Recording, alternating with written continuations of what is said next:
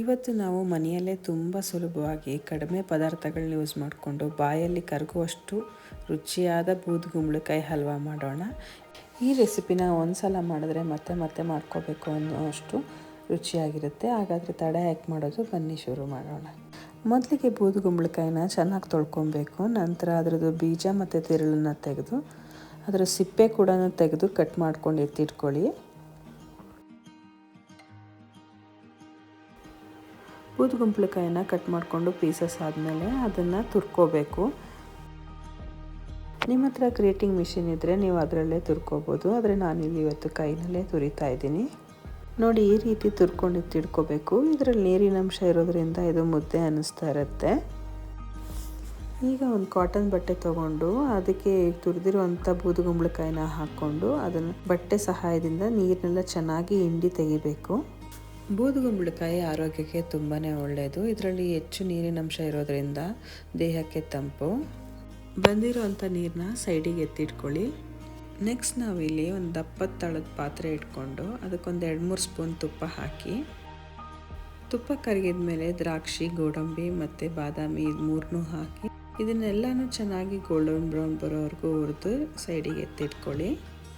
Next ನಾವಿಲ್ಲಿ ಅದೇ ಪ್ಯಾನಿಗೆ ಬೂದುಗುಂಬಳಕಾಯಿನ ತುರಿದು ನೀರೆಲ್ಲ ಹಿಂಡಿರುವಂಥದ್ದನ್ನ ಸುಮಾರು 2 ಕಪ್ಪಷ್ಟು ತೊಗೊಂಡಿದ್ದೀವಿ.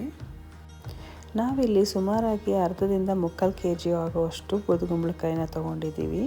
ಈಗ ನಾವೇನು ತೊಗೊಂಡಿರ್ತೀವಿ ಅದೇ ಮೆಷರ್ಮೆಂಟ್ ಕಪ್ಪಲ್ಲಿ ಅರ್ಧದಷ್ಟು ಶುಗರ್ ಹಾಕ್ಕೋಬೇಕು. ಶುಗರ್ ಮತ್ತು ಬೂದುಗುಂಬಳಕಾಯಿನ ಚೆನ್ನಾಗಿ ಮಿಕ್ಸ್ ಮಾಡಿಕೊಂಡು ಈಗ ನಾವು ಸ್ಟವ್ನ ಹಚ್ಕೋಬೇಕು. ಈ ಹಲ್ವಾ ಮಾಡಬೇಕಾದ್ರೆ ನಾವು ತುಂಬಾ ಲೋ ಫ್ಲೇಮಲ್ಲೇ ಮಾಡಬೇಕು. ನೀವಿಲ್ಲಿ ನೋಡ್ತಾ ಇರ್ಬೋದು, ಬೂದುಗುಂಬಳಕಾಯಿ ಮತ್ತು ಶುಗರ್ ಚೆನ್ನಾಗಿ ಮಿಕ್ಸ್ ಆಗಿ ಮತ್ತು ಶುಗರ್ ಕೂಡ ಕರಗಕ್ಕೆ ಶುರುವಾಗಿದೆ. ಬೂದುಗುಂಬಳಕಾಯಿ ಕೂಡ ಸಾಫ್ಟ್ ಆಗಿದೆ. ಈ ಹಲ್ವಾ ಮಾಡುವಾಗ ಕೈ ಬಿಡ್ದಂಗೆ ಕೈ ಆಡಿಸ್ತಾನೆ ಇರಬೇಕು, ಇಲ್ಲಾಂದರೆ ಪಾತ್ರೆಗೆಲ್ಲ ಅಂಟ್ಕೊಂಡ್ಬಿಡುತ್ತೆ. ಇದಕ್ಕೆ ಬೂದುಗುಂಬಳಕಾಯಿ ನೀರನ್ನೇ ಹಾಕ್ಕೊಂಡು ಒಂದು ಲಿಡ್ ಕ್ಲೋಸ್ ಮಾಡಿಕೊಂಡು ಒಂದು 5 ನಿಮಿಷ ಬೇಯಿಸ್ಕೊಳ್ಳಿ. ಹಸಿ ವಾಸನೆ ಎಲ್ಲ ಹೋದ್ಮೇಲೆ ಇದಕ್ಕೆ ಒಂದು ಚಿಕ್ಕ ಕಪ್ಪಲ್ಲಿ ಅರ್ಧದಷ್ಟು ಹಾಲನ್ನ ಹಾಕ್ಕೊಂಡು ಚೆನ್ನಾಗಿ ಮಿಕ್ಸ್ ಮಾಡಿಕೊಂಡು ಮತ್ತೆ ಒಂದು 5 ಮಿನಿಟ್ಸ್ ಬೇಯಿಸ್ಕೊಳ್ಳಿ. ಇದಕ್ಕೆ ಹಾಲು ಹಾಕೋದ್ರಿಂದ ಇದು ತುಂಬಾ ಸಾಫ್ಟಾಗಿ ಬೇಯುತ್ತೆ. ಇದು ಸಂಪೂರ್ಣವಾಗಿ ಅದರದ್ದು ಹಸಿ ವಾಸನೆ ಎಲ್ಲ ಹೋಗಿ ಚೆನ್ನಾಗಿ ಸಾಫ್ಟಾಗಿ ಬೆಂದಿದೆ. ನೋಡ್ತಾ ಇರ್ಬೋದು ನೀವಿಲ್ಲಿ ತುಂಬಾ ಸಾಫ್ಟಾಗಿದೆ ಮತ್ತು ಅದರದ್ದು ಕಲರ್ ಕೂಡ ಚೇಂಜ್ ಆಗಿದೆ. ಈ ರೆಸಿಪಿ ಮಾಡೋಕ್ಕೆ ತುಂಬ ಟೈಮ್ ಏನು ಬೇಡ, ಇದನ್ನು 5 to 10 ಮಿನಿಟ್ಸಲ್ಲಿ ಬೆಂದುಬಿಡುತ್ತೆ. ತುಂಬಾ ಈಸಿಯಾಗಿ ಮತ್ತು ತುಂಬ ಕಡಿಮೆ ಇಂಗ್ರೀಡಿಯೆಂಟ್ಸ್ನ ಯೂಸ್ ಮಾಡ್ಕೊಂಡು ಮಾಡುವಂಥ ರೆಸಿಪಿ.